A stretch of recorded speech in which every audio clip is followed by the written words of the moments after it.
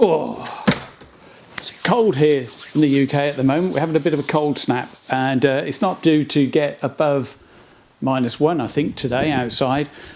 It is in here about 4 degrees at the moment, maybe 5 degrees. It's getting cold. I've moved my main computer down here because as we work on the house, I won't have a room to put it in. My workshop PC has been relegated to the desk here because I don't have anywhere else to put it. Oh, I've changed my editing platform. I used to use Adobe Premiere, but I've had to buy a new machine, a new computer, because my old computer it's just not capable of running it anymore, to be perfectly honest. So I've changed to DaVinci Resolve, and I have to say it's a fantastic program, very comprehensive. Also, if you splash out, you can get 2 different sorts of keyboards for it, which have a shuttle jog knob on. That's so reminiscent of the machinery that I grew up with in the telly world, VTRs with shuttle jog knobs. Much more intuitive for somebody with my background. So anyway, that's by the by, really. So this is going to be my office for the next probably year, to be perfectly honest. And as a result, it's flaming cold in here. You can't really work in here for any extended period of time when it's that cold. Which leads me nicely on to the purpose of this video. I bought a heater. Yeah, I have bought a little diesel heater. Whoops. And I've gone to the trouble of getting some diesel for it as well. So let's unbox this, have a look at it, and see whether or not it's going to be any good. I've been using a 2 kilowatt fan heater just to raise the temperature in here, and a 2 kilowatt heater in about an hour and a half will raise the temperature from 5 degrees as it is at the moment to about 15 degrees. So but they're expensive to run. These diesel heaters apparently are a lot cheaper to run, so I thought I'll get one, give it a go, and tell you what I think about it. I mean, there's lots of reviews out there on the online about these things, so I thought it'd be very interesting to have a go and see what I think. And anything that's going to warm the place up, if you're going to be here for hours at a time, can only be good news.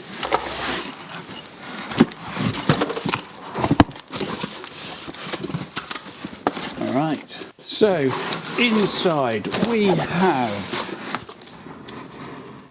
a manual. That is a power supply. That's a really cheap power supply. These things are designed for RVs and cars, vans, boats, that sort of thing, and they run primarily off 12 volts. So this is a mains to 12 volt DC converter. That looks like fixtures and fittings, and an air filter, a couple of Jubilee clips. That's an exhaust silencer by the looks of it. Got a tiddly little thing, isn't it? Well, hey, all right, aluminized pipe, expandable pipe. Oh, a couple of pairs of gloves, very nice. Some DC leads, a hole cutter, interesting, 30mm hole cutter, and the bit that fell out, that's a vent. And the other bit that fell out is another tiddly piece of expandable pipe. My word, no cost has been incurred in this, has it? Right, so let's get the actual machine out.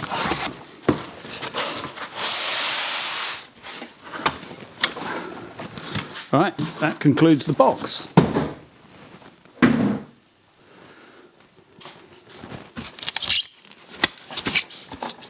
Hello. I opened the bottom by the looks of it, that's upside down.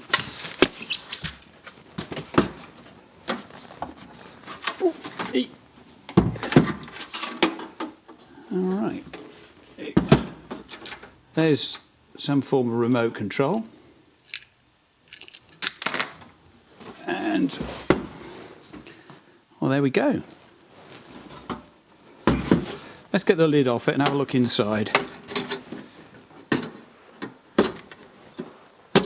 Ow. There's some vicious little clamps. It couldn't be simpler, could it? It's a fuel tank, some sort of burner. That looks like it might be a pump. Yeah, that's got to be a pump or a regulator. No, it's got to be a pump. It's got to be a pump. And yeah, it's all fairly well sealed. There's no not a lot to fix, is there? Well, there you go. Oh, and the electronic control panel is there. I mean, these things are cheap for a reason. Extremely cheap for a reason. Anyway, I'm going to read the instructions because I don't want diesel all over the floor and I don't want to gas myself. So I'm going to have a cup of tea, read the instructions, and I'll join you back here at the bench in a minute or two.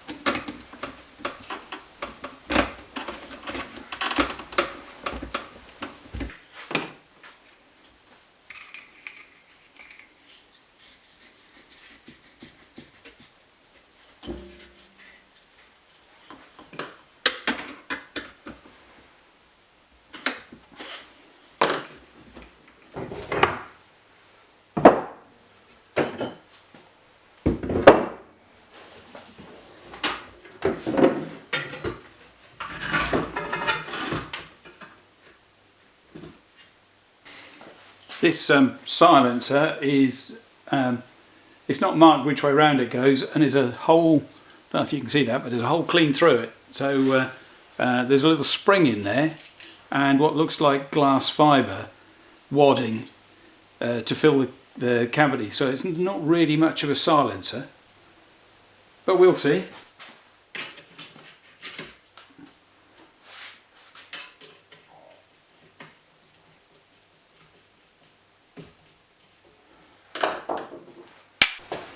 There we go, nice piece of stainless. That'll stop it burning my bench. Don't need the, this is an exhaust cowl, so if you put it in an RV or wherever, that's easy to put that in the toe kicks with a bit of this expandable pipe. I don't need that, I just want it to chuck heat out through the nozzle.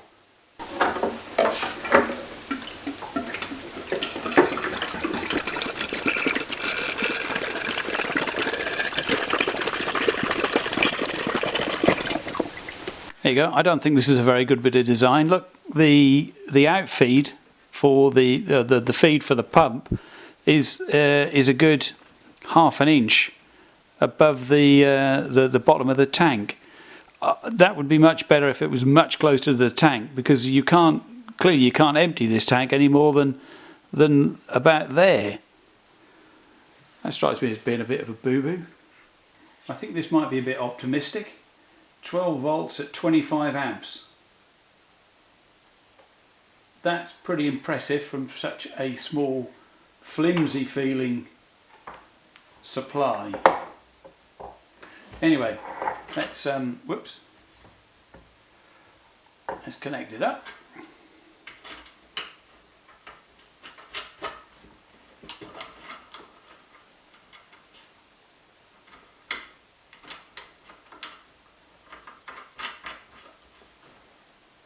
The next thing to do, and the only thing left to do, is turn it on.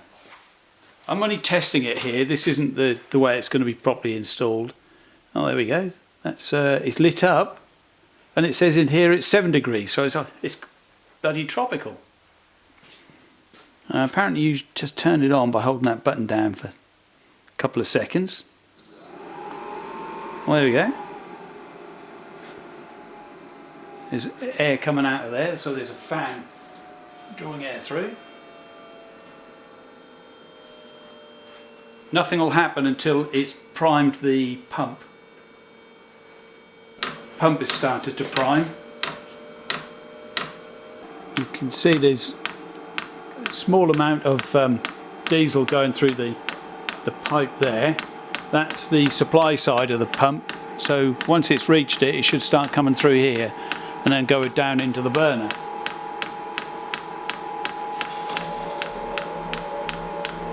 There we go. It's been running for about 5 minutes now, and there's some nice heat coming out of the exhaust stack.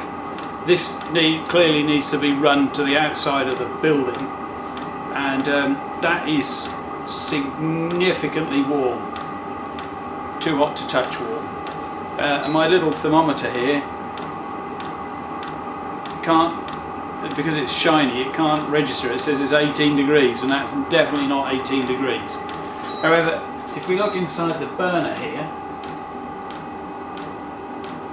that's 152 degrees. So this is the main heat output of it, and I have to say that's nice. That's really nice and toasty. And the pump is working quite nicely. It's not fully primed though. This delivery pipe is not that's not full of diesel. It's just dribbling down the inside, so it's very low consumption.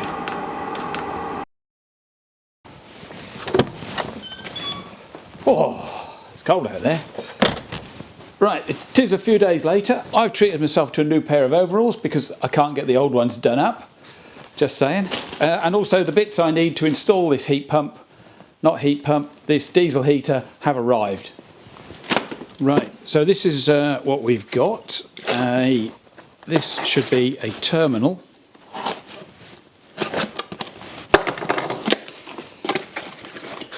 There we go. That is a through hull fitting. I didn't really want to drill a hole in my shed, but I have no choice. So this is going to go through the exterior wall outside and vent the exhaust gases from this thing. So let's have a look here. This is a length of pipe to get me from the exhaust of this machine up to this through hull fitting and out of the shed. So the exhaust is outside. This is only ever really going to be a temporary installation for this winter, because a lot of people seem to put a domestic radiator in the exhaust path of these things to extract as much heat as possible out of the burnt gases. And I have to say, just touching the exhaust here, it gets seriously hot very, very quickly. So to get the most efficiency out of it, I'll probably have to put a radiator in as well. I don't want to buy a radiator. I'm doing some work on the house, and we're ripping radiators out left, right and centre. In fact, they're all going. So I'll have a plethora of radiators to choose from to install in here. Hence why it's best to only do a temporary installation, because it's all going to change. I got a 3 metre length of this, not because it needs a 3 metre length, but it gives the exhaust gases a good chance to cool down and radiate the heat inside this shed before it goes through the wall, because ultimately the wall is wood and you don't want this thing to catch fire. So the cooler the gases are as they go out through here, the more efficient the system is, and the less likely I am to burn the shed down. That's horrific. Even just thinking about it is horrific. Anyway.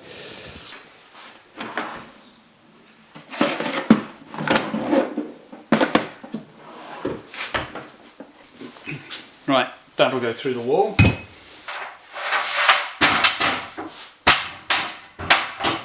There you go. Do you think it'll catch on?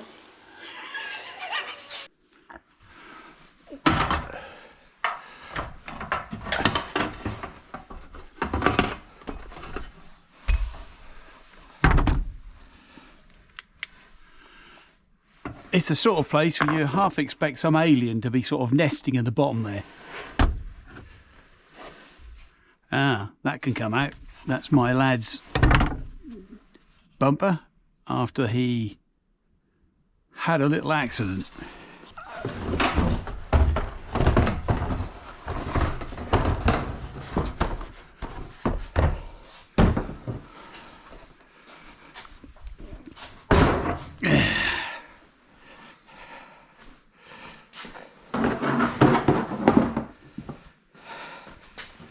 I don't know, that's probably fixable, but yeah, I'll have a word with him, see what he wants to do with it. And this is the laser tube out of my laser cutter, and it's only got a few hours of use on it. And oh, so not even sure it's going to fit. There we go. Ooh. Yeah, these laser tubes are hundreds of pounds each, and they don't last forever. We used to go through at least one a year. I think this one was about £600. So, like you say, like I said, they're not cheap. Look at that. Look at that. I found I wondered where they were. Do you know, like I said the other day, every time you come in a workshop, you're always looking for tools. No idea where you put them down.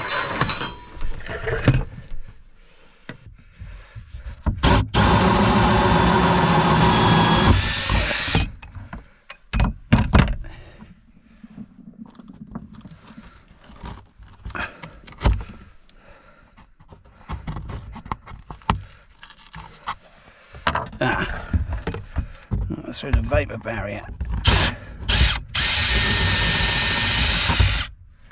There we go. Oh, there we go. That's the, of course, if air draft comes through, that's the outer skin. So I'm clear to go straight through there then.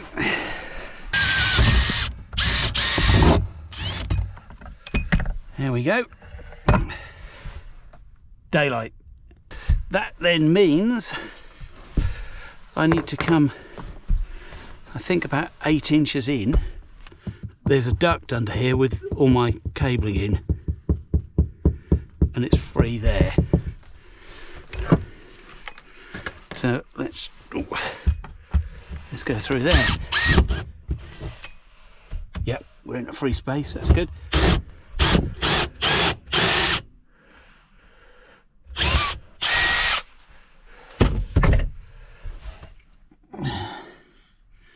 There we go.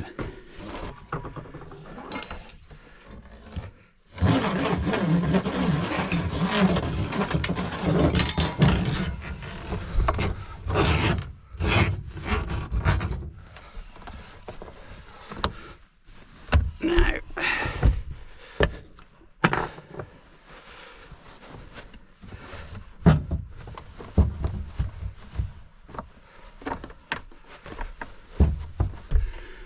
I should be able to call it a day up here,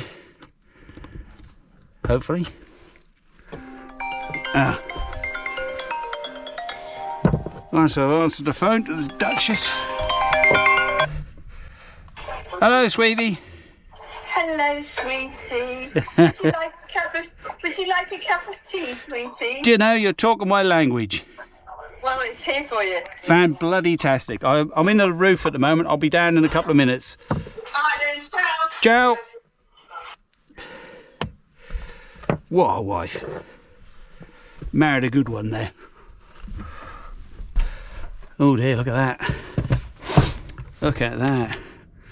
A hole in my lovely shed. What was I thinking?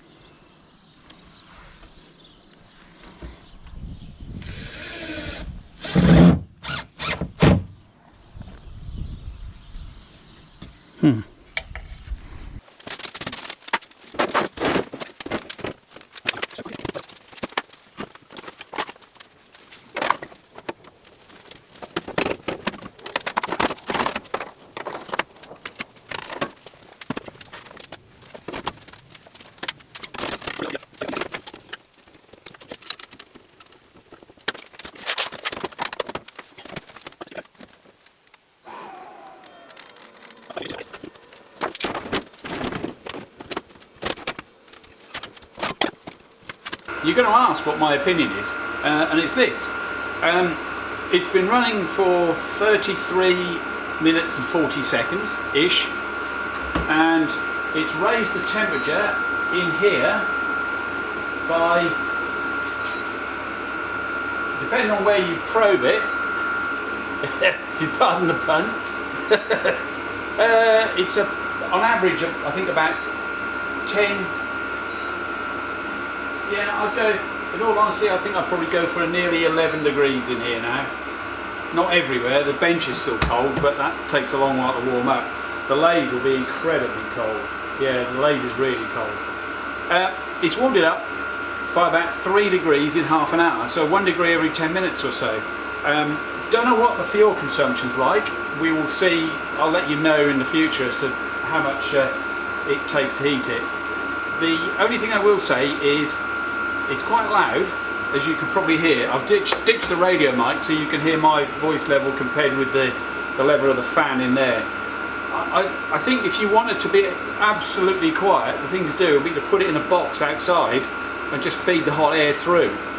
So yeah, all in all, for what have I spent? I spent just over £100 on the actual heater, and the extra pipe and the exhaust nozzle was another 30 quid. So 130 quid or so, and 6 quid's worth of diesel. I should get a few days worth of heat out of that. If not, I'll be disappointed.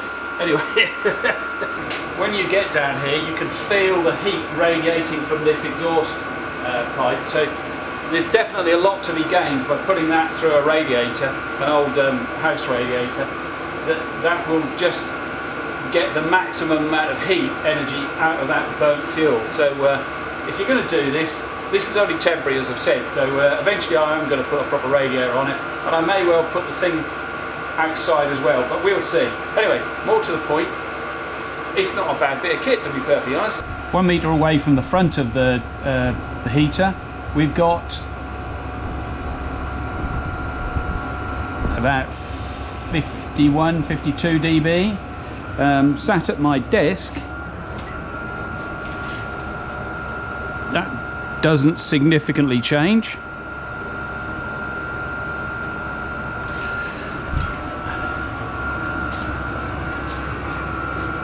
One and a half meters at the side, that's exactly the same, and the same distance away at the back.